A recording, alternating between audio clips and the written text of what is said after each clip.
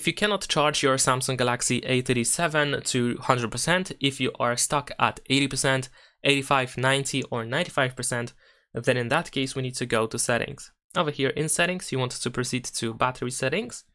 Now in here we should be able to scroll down a little bit, and then in here we have the maximum battery protection option in battery protection, which of course sets up the battery charge limit.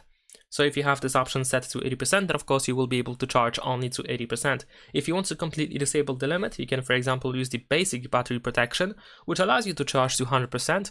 But if you charge to 100% and you keep the power adapter connected to the phone, then if the battery drops to, well, it stops charging, and then once it drops to 95%, and if it's still connected, I mean the power adapter to the phone, then the phone starts charging again from 95 to 100%. There is also the sleep time protection for basic battery protection, which stops charging at 80% while you are asleep. And of course, at first this feature might not work properly.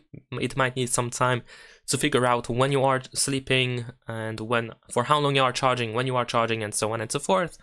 So of course it might need a couple of days to figure it out, and then it might work properly afterwards. But if you don't like this feature, you can of course just turn it off, and that is pretty much it. Leave a like and subscribe.